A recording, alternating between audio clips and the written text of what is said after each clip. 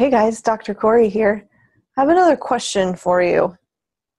Do you believe?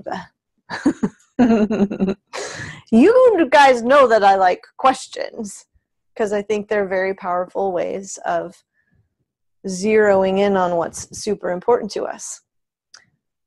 Belief is crucial when we are expecting to achieve a goal and move towards that very meaningful outcome, okay?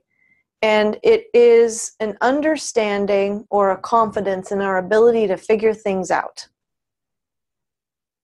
So even if we don't know the answer, there is a capacity within us that says, okay, not comfortable, don't like this, and I'll find a way. I will figure it out. I will come up with the next best step, okay?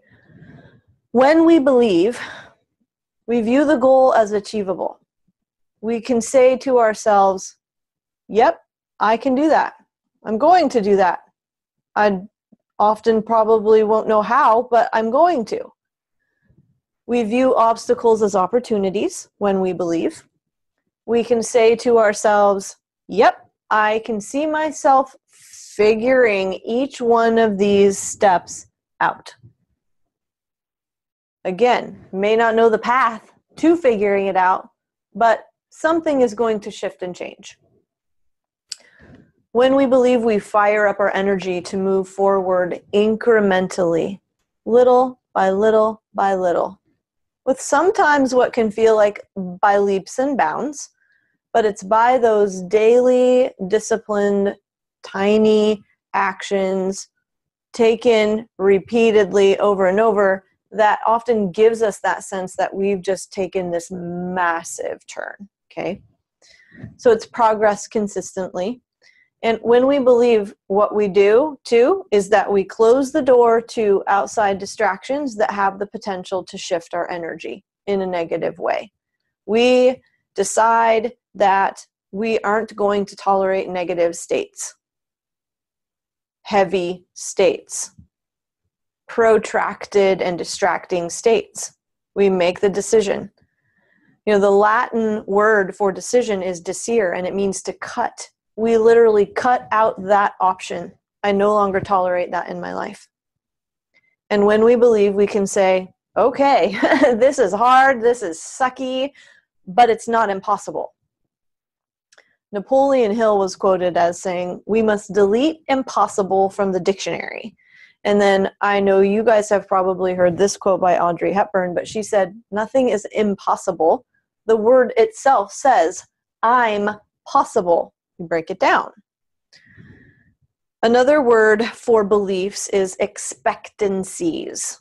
Now, please don't mistake that for expectations. Very different. Expectations are what oftentimes get in our ways because we attach to them like it has to be this way. It should be this way. No. Expectancies are mindsets, right? They're worldviews. And they determine how we interact with the world based on the stories that we tell ourselves. So having a positive expectancy of success means that we can fathom the possibility of accomplishing the goal. I've talked a lot about self-efficacy. This is the belief in our ability to influence our circumstances, okay? So those with high self-efficacy tend to be happier, awesome. They tend to be healthier. They tend to have stronger support networks. They accomplish more throughout their entire lives, and they achieve the goals they set. They're hardier individuals. You know, one of my favorite quotes that I've coined is, hard makes us hardy. We need hard to become hardy, resilient people. And, you know, those with high self-efficacy scores weather adversity better. Okay, they bounce back quicker. So I want to share with you guys how believing can work for you. You know, in the work phase of a goal, and many of you have, you've done this before, but you are taking action now. You are literally in the work phase. You're making the effort, you're taking those steps, and you're making decisions on a daily basis to move forward incrementally.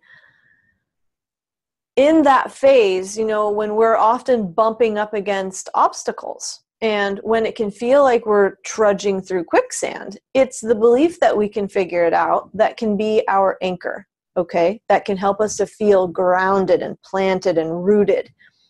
If we expect it to go a certain way, we set ourselves up for failure and disappointment.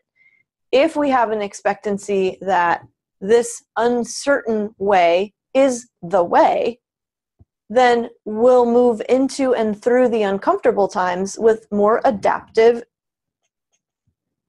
actions and a more joyful spirit at that.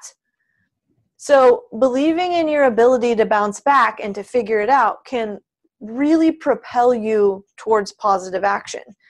The struggle is what you need to build the confidence necessary to take that next step towards the goal. Literally, the obstacle is the way. Okay, we have to align with that obstacle and see it as a learning tool.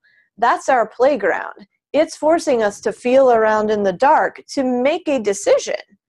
So we literally approach the pain of life like workout pain, which most of us kind of ask for.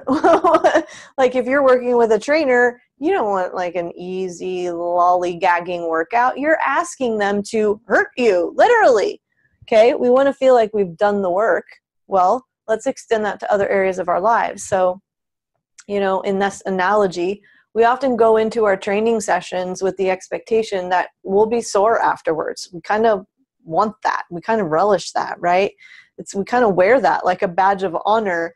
And, when that happens, we do need some recovery time. Often gym rats believe that soreness is necessary and a good indication that the workout was effective.